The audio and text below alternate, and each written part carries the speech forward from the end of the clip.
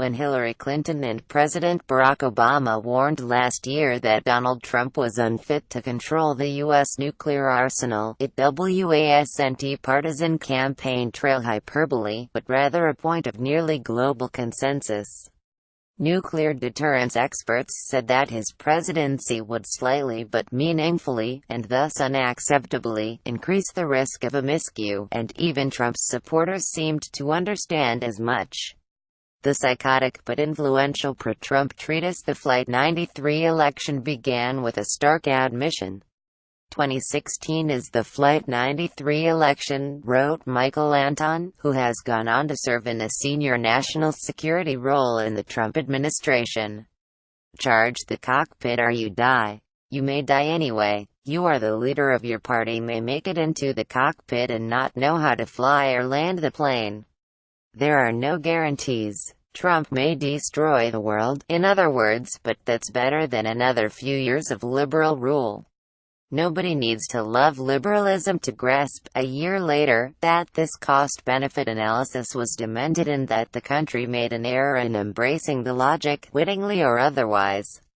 Now, as Trump makes unhinged threats to begin a nuclear war against North Korea, anyone who deluded themselves into taking a flyer on the Trump presidency no longer has any excuse for not recognizing what's been plain all along: it is not remotely safe for him to hold this office. Politicians like to frame their agendas in terms of the ways policies will shape the world they will leave behind to future generations. Conservatives promote the retrenchment of the welfare state by describing it as the source of unsustainable debts our children and grandchildren will have to pay down. Nearly everyone else treats global warming in essentially the same way. The risks of climate inaction will mushroom in the future, making it immoral for the masters of today's universe to be indifferent to greenhouse gas emissions. The right's embrace of Flight 93 thinking has accelerated this generational logic, but only as it applies to the policy end of removing Trump from office.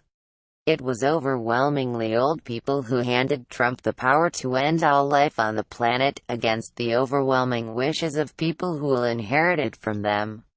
Young people don't simply regard Trump as a less than ideal steward of their futures, but as a poison forced upon them by elders who have disclaimed any responsibility for bequeathing their offspring a bright and kind and healthy civic life.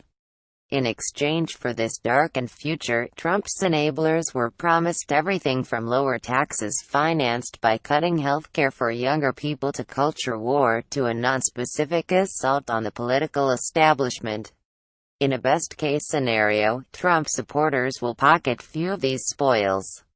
On the other hand, we may end up in a massive war. I'd hazard to guess that most of the experts who believed Trump's presidency would increase the risk of a nuclear exchange don't now think such an exchange is likely, let alone inevitable. But this reckless ratcheting up of the threat should be unacceptable to everyone, and is most proximately offensive to the generation of people who will be forced to answer for such a horrifying legacy.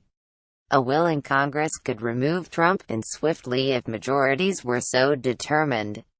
That there is no such willingness or determination, least of all from members of Trump's own party, may prove to be a greater generational crime than any his narcissistic cohort has inflicted thus far. Republican leaders have proven they can't be trusted to take anything other than narrow self-interest seriously. Our best hope is that they can now see that Trump no longer serves those interests either. Just this week, Trump turned on one of them. For several days now, he and his state media allies have engaged in a coordinated assault on Senate Majority Leader Mitch McConnell, whom they blame for the failure of Obamacare. McConnell, to be clear, couldn't be worthier of this reckoning. The basic deception at the heart of the Obamacare repeal campaign was his creation, as, in meaningful ways, is Trump's presidency itself. That the madman McConnell brought to power is now wise to, and unhappy with, McConnell's cynicism is a Shakespearean subplot in our otherwise quotidian flirtation with Armageddon. Republican elected officials aren't happy about it. All who've had the temerity to speak up have risen to McConnell's defense.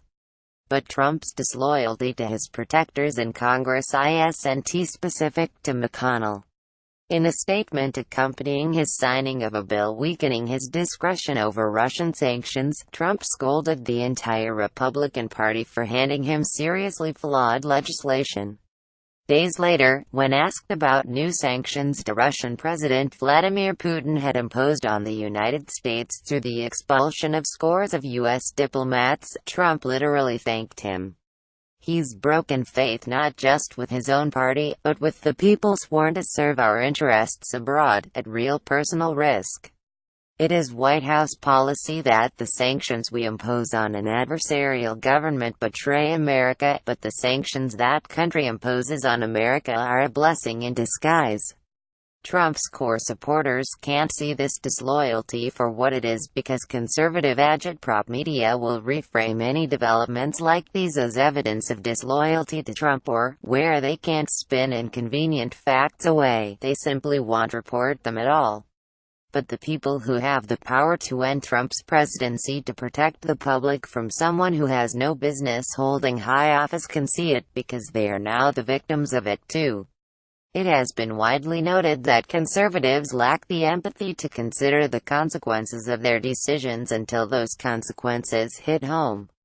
Trump is threatening Republican lives and Republican priorities right now. If only on that selfish basis, please remove him from power. View archive.